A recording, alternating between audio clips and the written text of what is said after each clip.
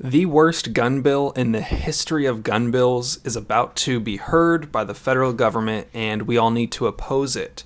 This is something that you really need to share with your friends. I'm going to leave a link to the Firearms Policy Coalition below with this information, with a link to take action so that you can share it more easily with your friends, family, and other fellow gun owners.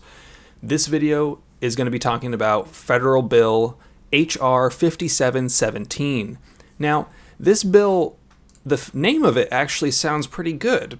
It's called the Gun Violence Prevention and Community Safety Act of 2020. That sounds pretty good, right? Stopping violence, safer communities, 2020 gonna be lit.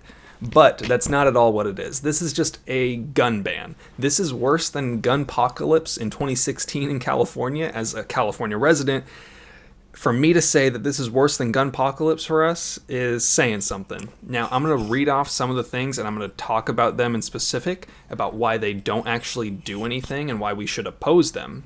So, some of the things that it would do.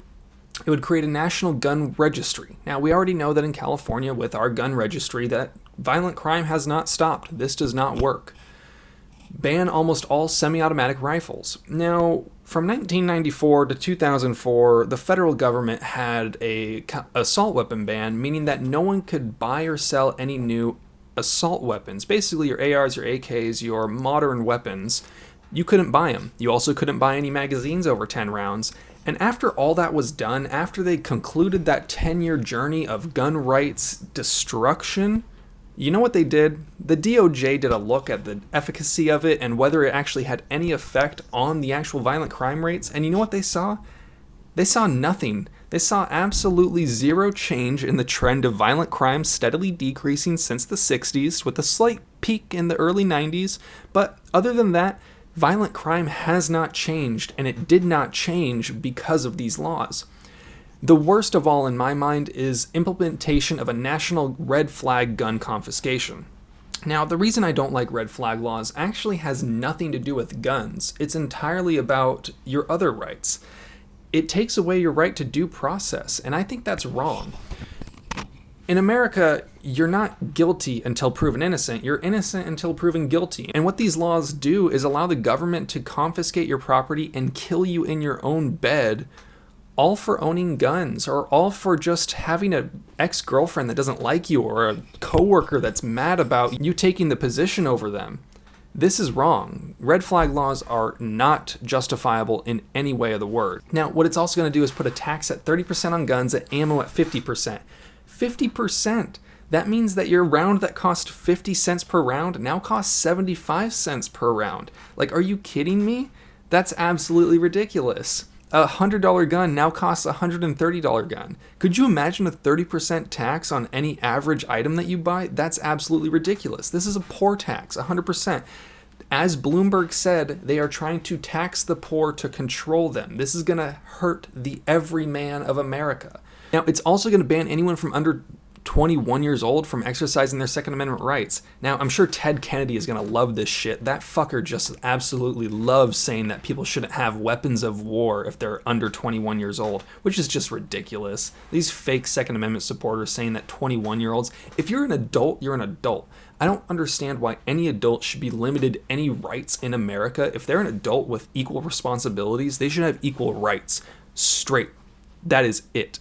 There is no argument to that you can make that anyone that is an adult legally should not have the same rights as another adult. If you want to try to argue that with me, feel free, but you can go fuck yourself. Ration guns by making it illegal to purchase more than one firearm in 30 days. California has this, many states already have this, and we've already seen that it doesn't work. It doesn't do anything. Anyone that's going to want to buy one gun to do a bad thing is going to do it and buy a different gun or just make their own. On the topic of that, it's also going to ban your ability to make a gun in your own home, which, like I've talked about before, good people will follow this law. Good people that would do nothing wrong with their home-built firearms will follow this law. People that are bad, people that are intending to do violent crimes, people that are intending to break the law, they're going to not follow this law anyway. I could 3D print just about everything I need to make a fully functioning firearm nowadays because 3D printing technology is through the roof. You're never going to be able to ban things because we have the ability to make them. Anyone with a machine shop could make full auto AR-15s every single day. No issues. It's also going to ban suppressors, which suppressors are already so highly regulated. I feel like they just threw this in there because they're like, yeah, that's a scary thing. Guns bad, gun owners bad, suppressors are bad.